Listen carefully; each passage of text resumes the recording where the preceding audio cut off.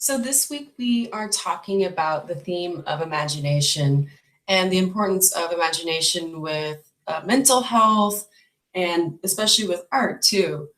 There's different ways to explore and exercise imagination besides art, like reading. You're reading words on a page of a book and you're creating these images while you're reading in your head.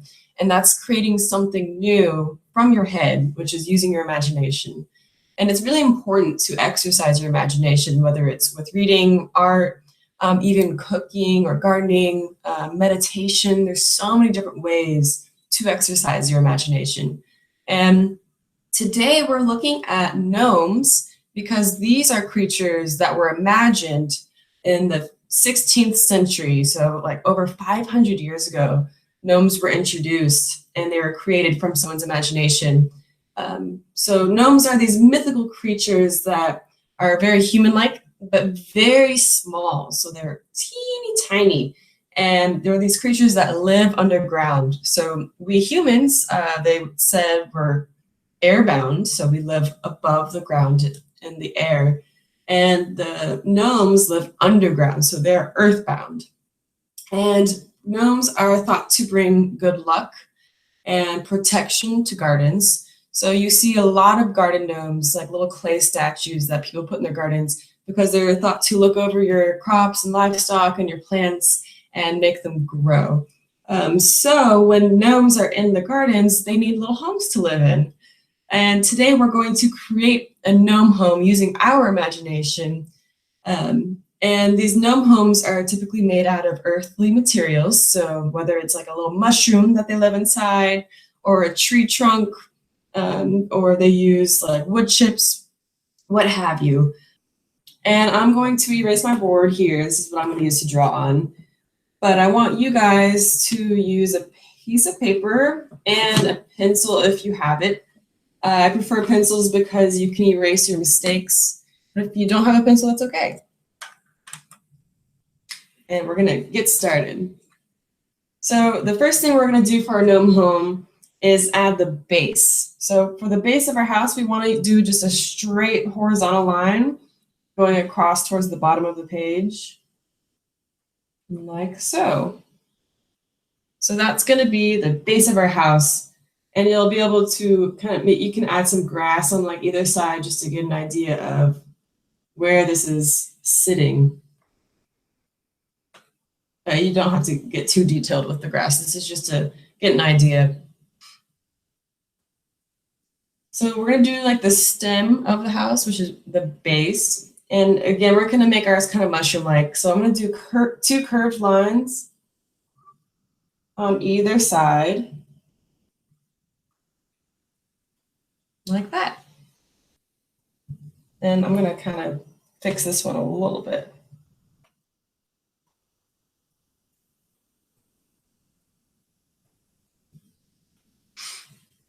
And then we want to add the top of our house, the roof, which will be like a mushroom cap with a wavy line.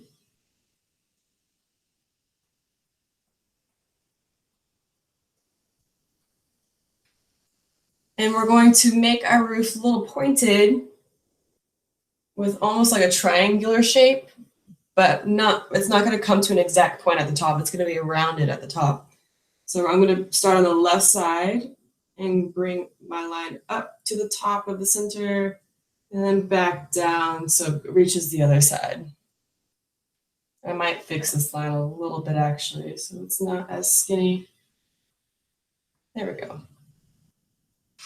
So that's the base of our house. We got the stem of our mushroom, which is where the front door is going to be, and we got the mushroom cap, which is the roof. So for our front door, we want to do an upside down U shape in the center of our house. So it'll look like this.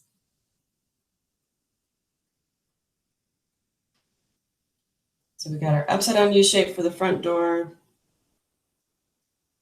And we're going to repeat that same line or that same shape around that. So it'll be just a little wider.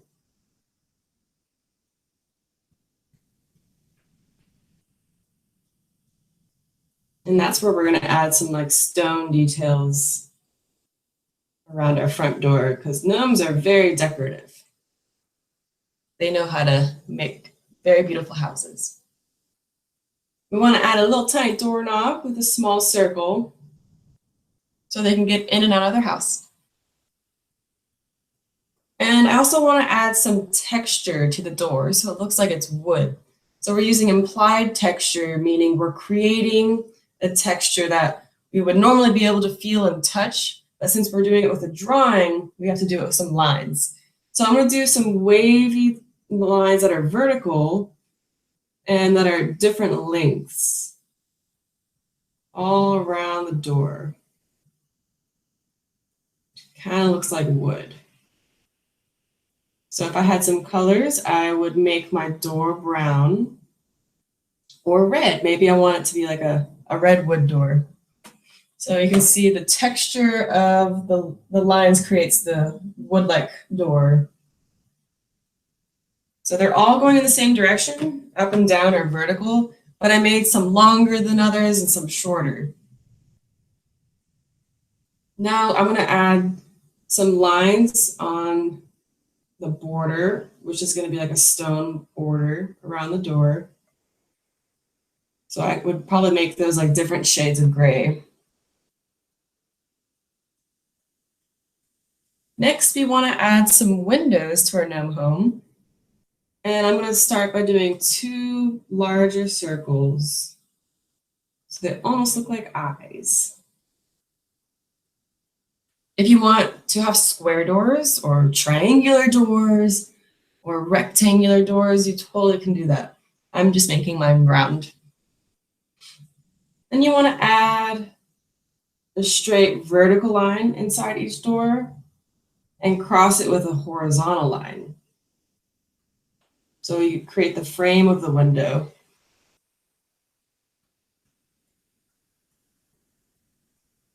And I also want to add a window on the roof. So there's like a window in the attic.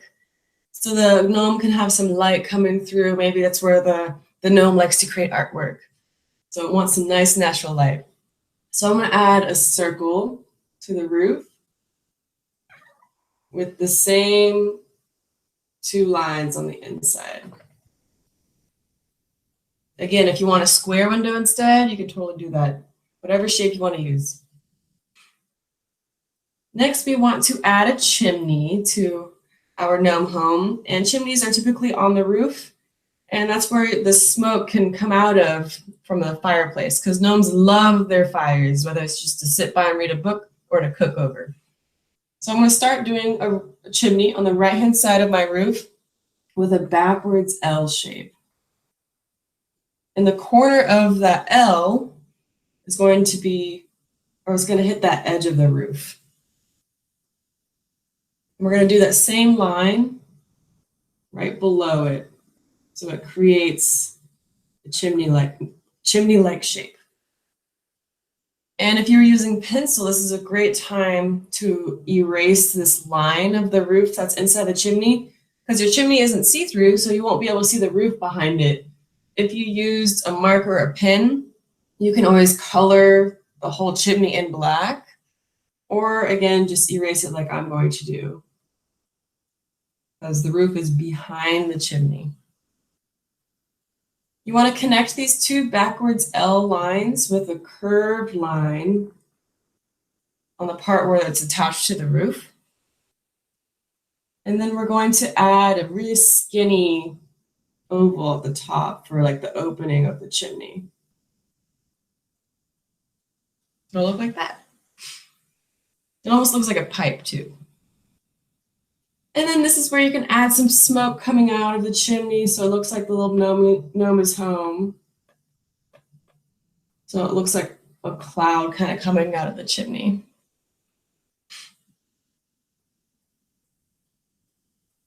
Now we also want to add some texture to the roof, and there's 2 ways we can do that. So if we want to stick to the traditional mushroom shape, we can add a bunch of like circles. So it looks like the cap of a mushroom.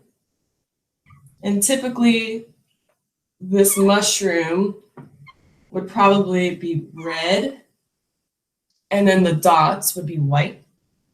Or if I erase this, you can do like a tiling for the roof, kind of like one of the examples we saw where it was made out of wood. And we can do that by doing a bunch of U's or W's side by side and kind of stacking them.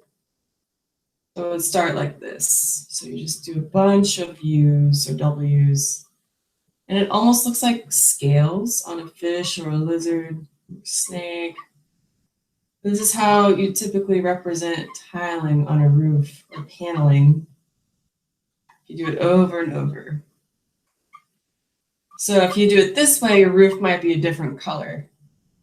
But I want you to use your imagination and create a roof that best suits you and your gnome. So I'm just going to add my roof.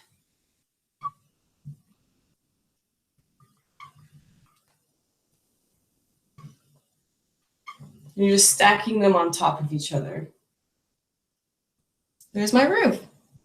But again, you can just stick to the large circles. Keep those white, make the roof red to look like a mushroom cap.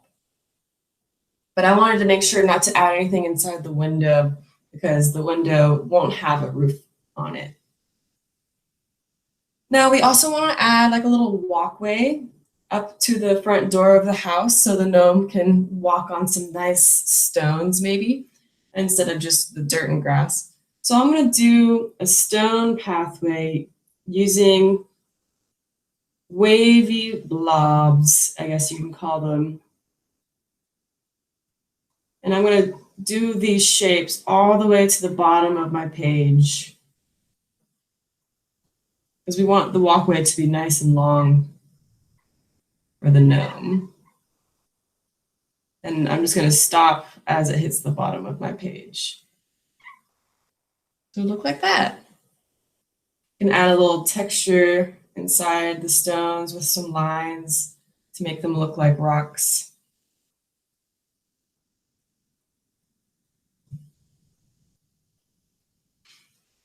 And then maybe you can add a little grass sticking out between the rocks with some lines coming up. And you can add some lines over here, continue the grass all the way around. This is where you would make the grass green too. I do want to add a little mailbox so the gnome can deliver and receive mail. I'm going to add that on the right-hand side of my house and start with 2 straight lines, side by side. And then I have to erase the grass that's inside those lines because the mailbox pole will not be see-through. And you can connect the 2 lines together with a curved line so it looks like it's in the ground. Maybe even add some grass covering it so it looks like the grass is growing over the mailbox. And like the shape we did for the door, that upside down U shape with the flat bottom, we're going to do the same thing for the front part of our mailbox where you pull it down and open it. So it's just going to be a smaller version of that. So I'm going to add that U shape, the upside down U shape with the flat base. And I'm going to create a horizontal line from the top going towards the house. And the same thing on the bottom. And you just want to connect those 2 lines with another curved line. So it's like the same curve as the front part of the mailbox. Like that. You can add a little handle with a dot on the front so the gnome can open it. And if you have some colors, this is a great time to add like the red flag that you see on mailboxes. So you can add that in the middle part. Like that.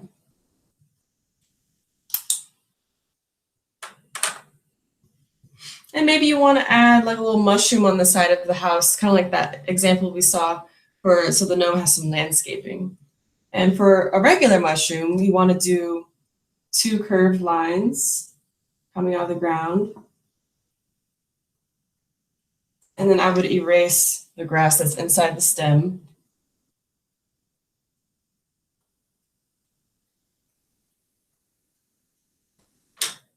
This is the stem of the mushroom. Maybe you want to make a curved line at the bottom, kind of like what we did with the mailbox, and add grass over it. So it looks like it's in the ground. And like we did for the roof, we're going to add a curved line to the base of the mushroom cap. And we're going to use a curved line to connect both sides to each other. So it looks like the roof we did. And because the mushroom is in front of the house, we won't be able to see this line of the house here. So you want to erase that. So we got our mushroom. You can add some lines in the stem for texture. And I want to add those circles to the mushroom cap, like maybe some of you did for the roof. Kind of looks like the mushroom that you see in those Mario games. It's actually a real mushroom in real life. So the cap would be red and the dots are actually white. So if I were to color it in, it would look like this. And there you have it. We have our gnome home. So you can color this at any time you want. I just did the reds so you could see some examples. But maybe I would make my door red so it would match the mushroom. Maybe they use some redwood. And if you did the same circles like we did for our mushroom here for your roof, you could color that red. Or if you did the tiling like this, you can make it like a dark brown, and then this part a lighter brown, whatever you want. This is your gnome home. And if you really want to get creative and use your imagination, you can make yourself look like a gnome and design how you would look as a gnome. So if you're a female like myself, I probably wouldn't have a long, scraggly white beard. So I would have to get kind of creative with how I would look as a gnome. But I hope you enjoyed this lesson, and I hope you have fun creating your gnome homes.